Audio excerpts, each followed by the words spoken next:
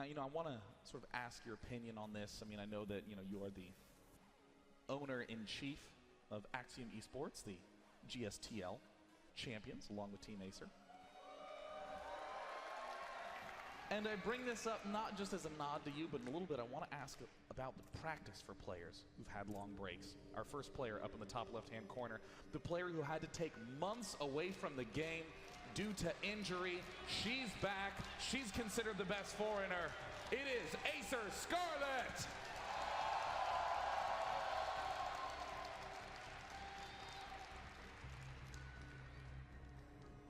And her opponent. To the northeast position, he is the conductor of the Soul Train, hailing from South Korea in the blue trunks, playing Protoss. It is SKT1 PartinG!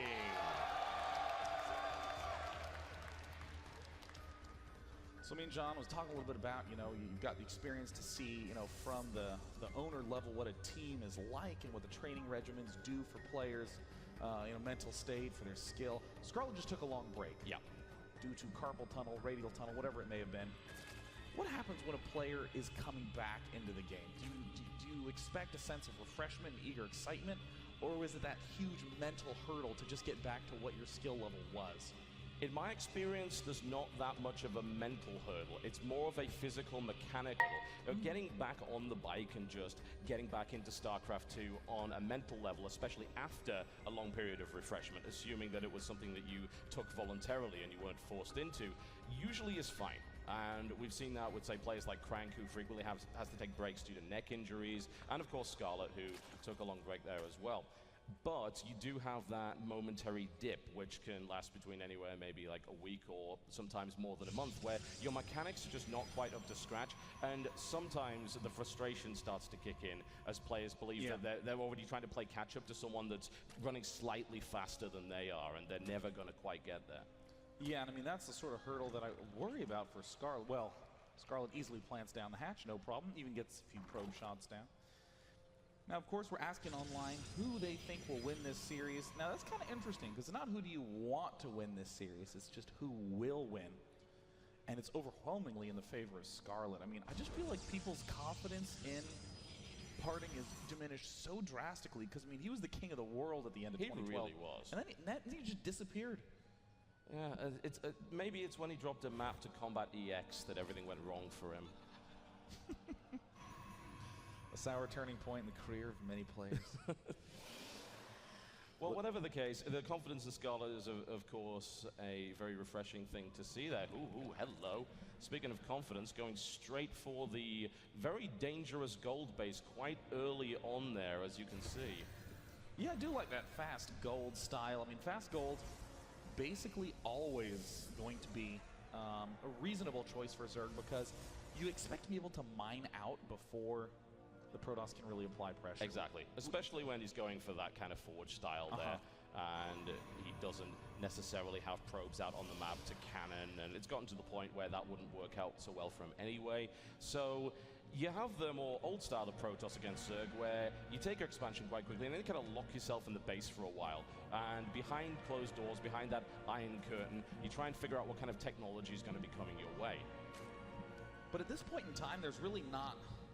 In terms of the tech front, we're seeing out of PartinG a fast Zealot, kind of typically time cybernetics core, and relatively late gas. I mean, you talk about the gas timing as, did they get it before they built the cannon? Did they even get it right around the time they built the gateway? But I mean, all the infrastructure was up and done, and then PartinG took the gas. He's playing this very conservatively. We actually see Sentry Warp Gate. His first set of gas, he's actually just spending on defensive units. And we're seeing Scarlett do everything normal. 540 double gas. A little earlier than what is, typical, like what was established by Stefano, but Scarlett's got a gold base, so she's fine when it comes to money. Yeah, that kind of throws all of the timings up for a loop and gives you that sort of generous window where you think, oh, do I have enough money? Oh, yes, of course I do, because I own a gold base and it's not on fire. So hopefully we will see Scarlett be able to hold on to that for a while. And with this particular style that we're seeing out of PartinG, which is quite old school and certainly quite conservative, at least early on, there is no real risk of threat before that +1 completes, and then perhaps the timing push comes along. Well, Scarlett smells that something might be wrong. There's a lot of gates behind building that. a spine crawler and a roach warren, and now sees that that instinct was correct. 3 gateways going down. Yep. Scarlett already has set up all the appropriate defenses, and I don't actually think that PartinG is going to be able to do a successful push. Is he actually pulling back? No, he's just holding the forward watchtower. These gates are for an ultra-fast gold. Man, everyone's doing gold-based strategies. Yeah, well, you know, if you sort of dangle it in front of people, and it tends to happen. They really want to try and grab those extra minerals as quickly as possible. And I do wonder if this push will do anything. It's a very classic push, that +1 timing after you've expanded on the forge. Yeah. As it stands, this push might actually just be to keep Scarlett a little bit honest, as the gold is taken there by PartinG. Well, I mean, the thing that makes it so strong for PartinG is that PartinG can actually just wall off on the high ground. And we see the Zergling gets the scout up there, but I mean, even with plenty of roaches in there, it's kind of dicey whether or not you can actually poke in there and deal the damage you want. There's going to be 6 gates up for PartinG. Almost certainly going to be a Twilight Council and Robo as the next 2 big structures for our Protoss player. Interesting. We are actually seeing the +1 ranged upgrade coming out right here from Scarlett. Yeah, I've been seeing this a lot lately, especially on a map like this that has a clear path between your base and my base. Let's go ahead and get the upgrades for the swarm hosts now, so that way later on when we get them, they're much more threatening. There's the Hydralisk Den coming out, but this is what's so cool about PartinG's gateway heavy defense, is that it can turn it into a gateway heavy offense. Yep. And we see a lot of sentries rolling out here. Of course, missing his trademark Immortals there, but doesn't necessarily need it. And actually force fields off the minerals. Oh. I'm not gonna lie, that's what it feels like to try to drive to work in LA. Well, I was gonna get there on time, but I'm sorry, there was a force field in front of me for like 3 hours on the 10.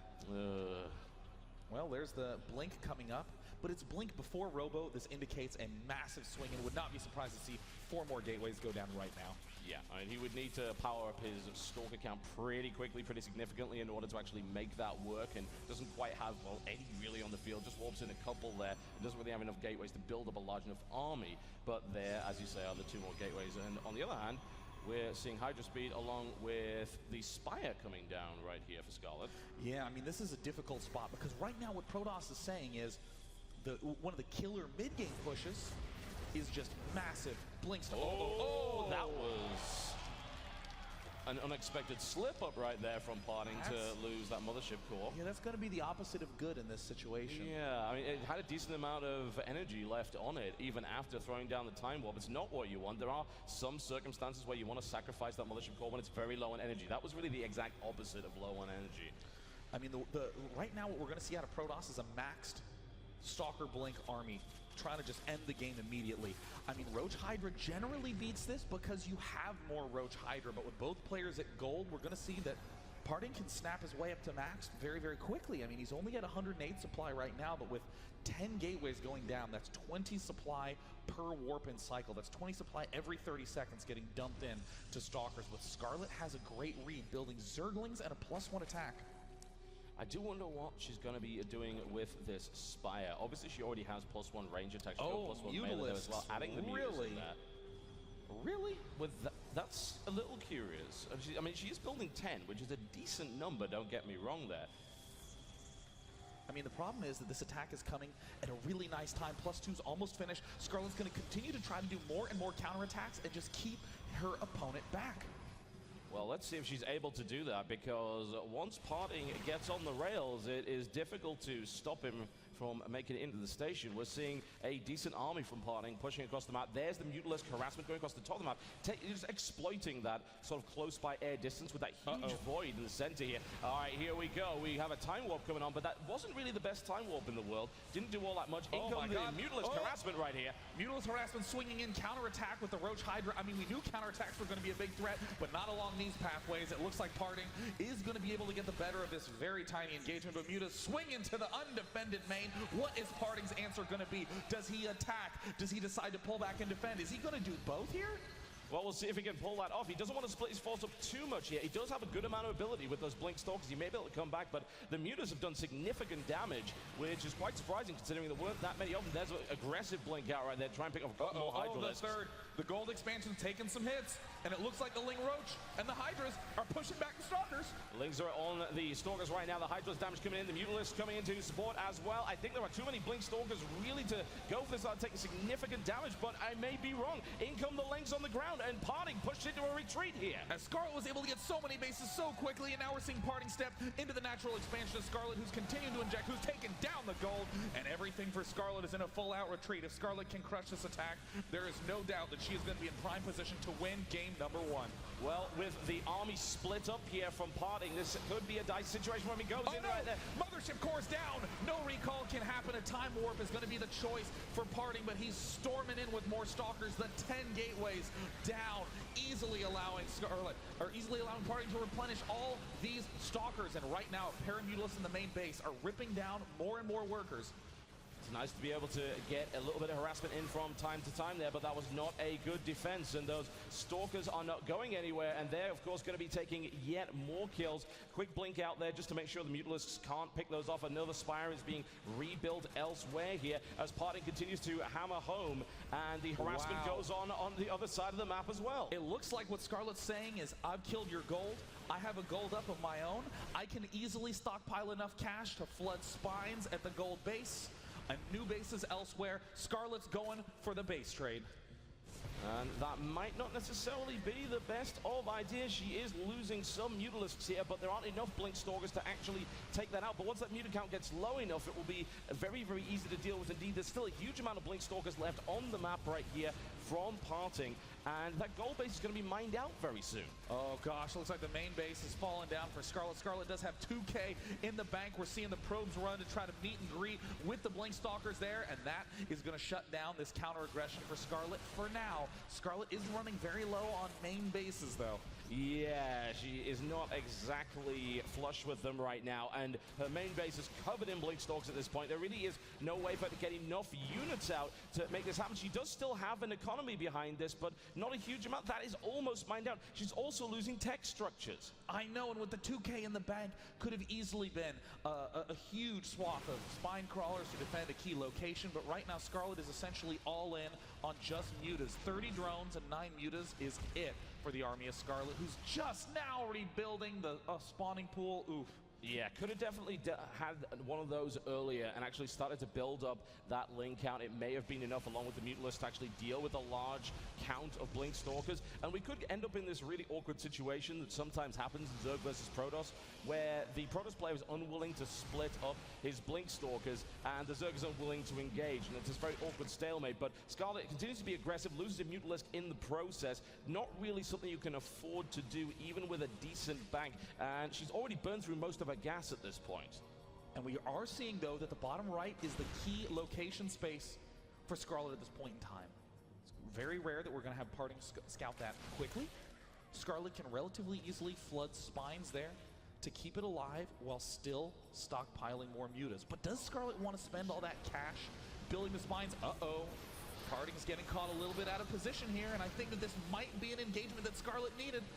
It was a nice little engagement to pick off a few at the back before PartinG was really able to realize and start to focus fire. And the control of the Mutalisks here from Scarlett is pretty good. There aren't really enough Blink Stalkers in the main. Oh, now there are. No. Yo, that's a risk. Oh, she's going right for the gateway. No. She's taking so much damage. Loses several more Mutalisks as she wheels around and does yet more economic damage, which is great. But the mutas are really her only means right now of being aggressive. And she's down to just 8. Oh gosh, I mean, no amount of control I think can save Scarlett at this point in time, but she's still giving it her all, has plenty of cash in the bank to begin to rebuild that army. But I mean, the Blink Stalker count, Total Biscuit, is at 28. I mean, there's more Blink Stalkers than there are probes for PartinG right now. That is very, very true. She does still have an economic advantage, and for the feeling I'm getting right now is that she is trying to keep those Blink Stalkers away from the bases just by taking engagements here and there. She's willing to sacrifice Mutalisks, and then she may try and rebuild a ground army based on what she's currently mining, but I don't know if she will have enough in order. Well, she's still building more Mutalisks, so evidently she's not going to do that. She wants to try and reestablish her economy while just keeping some harassment available in the air, and I think PartinG's eventually going to realize the jig is up and just go for one of those bases. Yeah, I mean, I'm looking at PartinG's vision, and it looks like he's just now thinking about spreading himself down to the bottom right side. He spotted a little bit of creep there. Scarlett's still trying to aggressively counter-harass, but there's every base is going to get spotted at once. Oh, those Mutalisks spawn in exactly the wrong place at exactly the wrong time. The Blinkstalkers will hammer that base into the ground, no problem at all. Somehow PartinG managed to miss the bottom right base. Well, more like bottom right base says. Scarlett still has 1,700 in the bank. Hasn't begun to devote to anything other than mutiling at this point in time, which is not unreasonable. It's essentially an only Stalker army that she's up against, but there needs to be more queens. There needs to be more lings. Just stuff. Oh, the lava, I think, is a problem for her right now. Yeah. She's floating so much money, she can't spend it. I don't believe she has the lava to make that happen. You're not seeing queens anywhere. You're seeing her building 1 or 2 units at a time instead of the usual flood of 7. And as a result, all that money she's got is useless. Well, the Spire in the bottom left falls. PartinG's now begun to head down to the bottom right, where Scarlett's last remaining bases lie.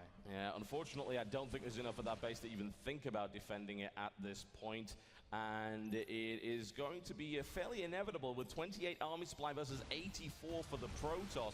It was a good start to this game for Scarlett. It was going particularly well, but once she committed to that base trade, I think it was only a matter of time. And there, that base will be falling. The lair will certainly not be going up anytime soon. The cancellation's put on. She's now reliant on that one base to the east, but there really isn't enough there to defend against that many Stalkers. I mean, Scarlett's essentially has to bank on the hope that there's not that many units left. No, good game. PartinG takes game number 1. And you know, I really feel like there's 2 ways. Spawning down in the bottom right-hand corner. Currently behind in this series, 0-1. Can she come back from Team Acer? It is Scarlett.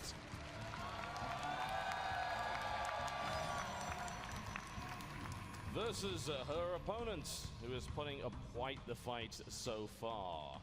In the Blue Trunks, playing Protoss to the southwest position from South Korea, SKT1 PartinG.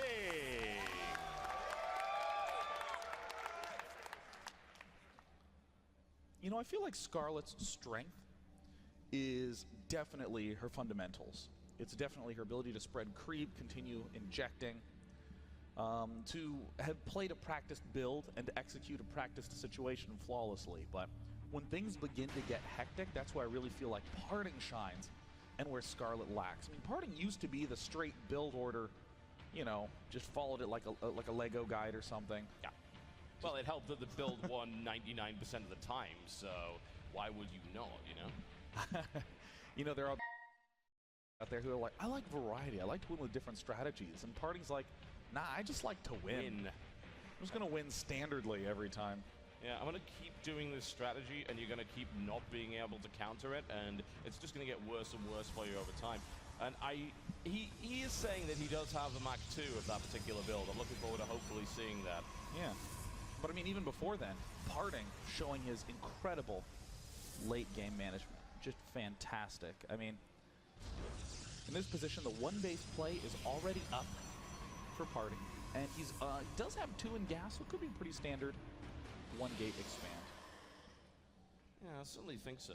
We're seeing just a little bit of a different build from him on this particular map, and we're not seeing excessive greed early on coming out right here from Scarlett. There are no easy gold bases to take. Frost is certainly very competitive within the map pool, not particularly unusual. A map that's starting to get figured out.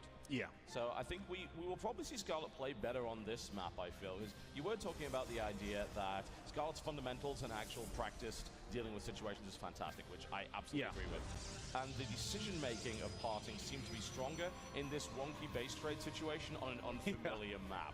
And of course, you know, as the online poll suggests, it looks like you also agree that Scarlett will be playing better on this more familiar map. But PartinG is busting out one of my favorite PartinG builds, which is the just straight Nexus fast mothership core, and everything is small timings with this build, getting out the sentry now, timing when you throw extra probes in and out of that gas geyser. Third base is also down for Scarlett.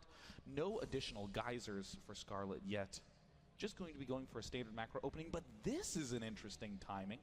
Why would you go for a 4-minute, 30-second single gas? Almost always it's a double gas much, much later. That is a good question, and Stargate coming out right here for PartinG as well. So what exactly do you think that the single gas would be for in this situation? I mean, it's really one of 2 things. The first one, and the most common one, is just a way to get up early Zergling speed to deal with some annoying threats. Now, that sounds great in a vacuum, but no defense is ever good unless it's part of a greater plan to attack. And what we see out of Scarlett is that then she'll transition into big numbers of lings with upgrades, which will actually work fantastically against exactly what PartinG's doing, which is a very fast Stargate wall off. Uh-oh, is this Zergling going to get in there? Ooh, that would have been very, very, very bad news. But ooh, a fast Oracle's coming up. We just got the chance to see the Oracle speed buff, so. Yeah, it's a fast Oracle. Yeah. They're rather difficult to deal with at this point, and there's even a certain expectation that an Oracle will be busted out because it was very recently buffed. It's incredibly quick, it's difficult to deal with. It generally means it survives longer, it kills more on average because it's able to move quicker between targets as its energy drains down, and it's just better in general. So people are scared of it. You see how fast that's moving? It's absolutely ridiculous. Oh my god, that is... I feel like I'm watching a replay at ×4 speed. Look at that Oracle go. It's oh my god. And I'm so glad that our observing machine is powered by NVIDIA GeForce GTX in order to render it at that speed. Nice. Looks like we're going to see the Time Warp Oracle take it out. Drones are going to try to run, but they can't run away now. This is a mega warp speed Oracle, and Scarlett is suffering the full brunt to the Protoss buff. Indeed. Opening fire and taking out drone after drone after drone, and with the Mothership Core support, it's absolutely fun. It's outrunning Lings right now, as you can very clearly see. Speed is not done yet, but regardless, that is one fast attack craft. Well, now that it's happened, the question is still, what is the follow-up from PartinG? PartinG doesn't have a Forge, a Robo, a Twilight. He's only just now starting those pieces, and this is always the danger with a Stargate opening. You can deal damage, but no Stargate unit is good as a core piece of the army, except for the Void Ray. Yeah, and the Carrier if you're awesome. I wonder if PartinG is that awesome. I unfortunately have my doubts, but regardless, that Oracle did do a decent amount of damage, and his follow-up was, oh, well, what unit can I build that's good and kills stuff? Well, I guess Zealots works pretty well, and it does. And it looks like he's going to try and chase these Queens down, which are rapidly trying to get away, but the Mothership Core providing fire support from the sky. The Link's going to try and protect the other Queen, and I don't think there is enough right there. Oh my god, at all. There's just floods of Zealots coming in. Brutal harassment incoming right now, but keep in mind these are not +1 Zealots. They are vanilla 0/0 Zealots, so the 40 Lings coming out right now can provide quite a bit of damage. But and the Queen hatchery gets sniped. Oh god, the hatch is gonna fall. Can Scarlett keep it alive? No, not chance. today. Not happening. PartinG takes it out, and that's kind of where it changes from harassment to, oh dear, that was a lot of damage you just did with a bunch of Zealots without upgrades. And, you know, we were saying that we were hoping Scarlett would play certainly more solid on this map, but losing your base to something sort of that simple, that's unfortunate. I mean, the problem is, it's not just that the Oracle can deal a little bit more damage. I mean, sure, you can just look at it as a sort of scaling buff, but really, that speed of the Oracle introduces entirely new attack timings, and that's what we got the chance to see right there. Normally, a single Queen is enough to repel an Oracle in that spot, because the Oracle can't get in and run away and stay alive. Yep. But we saw the Oracle plop right on over everything, take it all out. The scout from Scarlett reveals everything that's going on. Scarlett's answering with an extremely fast hive. This is going to have to be for fast adrenal glands. There's not nearly enough gas for ultras. Absolutely, and you can see the +2 upgrade on the melee is already coming in. She is adding a couple of infestors into the composition, which I do like. It's really nice just to have a few of them. You do not need that many, but Fungal can really make getting those great surrounds with +2 and of course +3 in adrenal glands a lot easier. You can lock down pesky air units like, say, the Oracle if you need to. And it is still hanging around in the center of the map, looking a little bit menacing there. More Zerglings in production for Scarlett. Most Zergs drone now. Scarlett not going to be doing any of that. Oh, no! Here goes. Well, so much for the Infestor. The Warp Prism makes its way across, spots the fast hive, and is going to try and make sure it doesn't finish. But the problem is that she can't get back into the base with those force fields going in there. The Infestor is going to get quickly gunned down after spitting out a couple of Infested Terrans to no real avail there. And the Hive is going to finish, but what is it going to grant Scarlett? The units are split up. There's not enough Lings here to repel this army. A standard play crushing the main base of Scarlett. Scarlett's going to try to run the drones away, but they're all trapped up on the high ground. Scarlett can't hope to get those out in time, needs to run them back into the main base. We're seeing the Ultralisk Cavern go down. Not the choice that Scarlett really wants to make in this position, but got to do anything that she can to get down that ramp. That efficiency from PartinG, only 18 units lost. A perfectly executed, but of course very standard play with the Warp Prism and the Sentries, just to split off the reinforcement point of the Zerg play. And that is GG. PartinG with a clean 2-0.